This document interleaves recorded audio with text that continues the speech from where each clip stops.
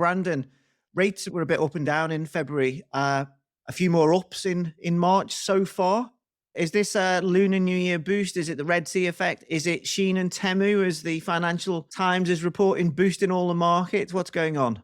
Yeah, it's a mixed bag at this point. When I talk to our members, it's a variety of factors. There's obviously you have the post Lunar New Year, that could be an issue, and of course the ongoing Red Sea conflict that's playing into it as well. But and then there's tight capacity. You have at this point in time belly hole capacity on the air freight side has been lacking. We're 79% down where we were prior to the pandemic. The airlines just haven't resumed China service at the level at which we were hoping. That taxes the freighter market, that increased the rates as a result. There's 650 freighters out there. I think Michael Steen said yesterday in Hong Kong at the World Cargo Symposium that of those 650 currently actively in the market, 100 of them are about to be phased out due to time constraints, and they're going to age out. So these are all issues that are obviously having an impact on rates.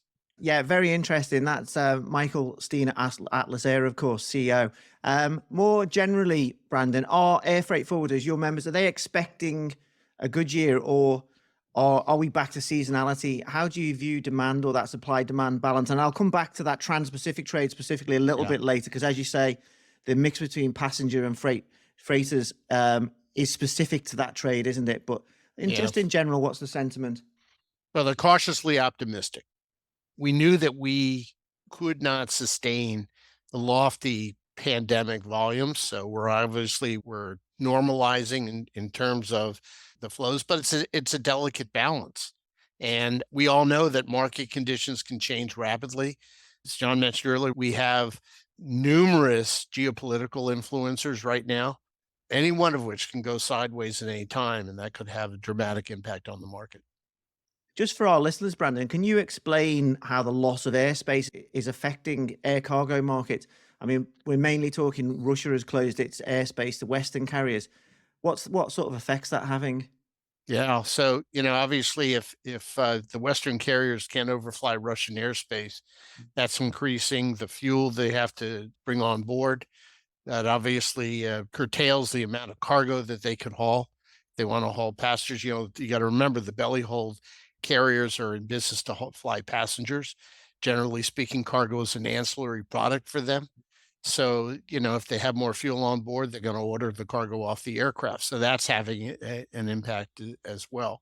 But, we're seeing with the Red Sea situation, there are vessels that are going around the Horn of Africa to circumvent that area. And then there are shippers that say, no, we're going to fly the cargo instead. It's a small percentage, but the reality is that creates more demand, driving rates up in response. And there's a few people using sea air options as well. Quite Yeah, often that's we're seeing that in Mexico. We're seeing it in a lot of places where the boats come in and it's transferred to air cargo.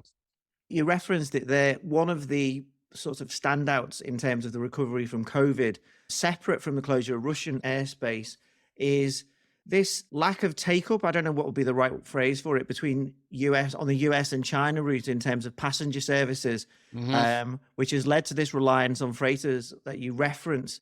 That's vastly reducing options for US shippers, right? Yeah, it is. And you talk to the airlines, they're slowly but surely ramping up service again. And I was on the phone last night with a member. I said, what do you think is causing this? Why are these US carriers reluctant to resume operations to the extent that they had prior to the pandemic? And, a lot of them point to China's COVID policies, where they were locking down cities, and there are a lot of US tourists that are just concerned about arriving in China, there being a COVID outbreak, and them locking down the city and then getting stuck there. And so obviously that's probably having an impact. It's probably not the only influencer. So US carriers are reluctant to resume as much as they had in terms of service, and they're looking at other routes. They're going into other places, especially into Latin South America. So, we'll see what happens. Hopefully, we'll be able to resume service shortly. But for the time being, freighters seem to be an area of focus.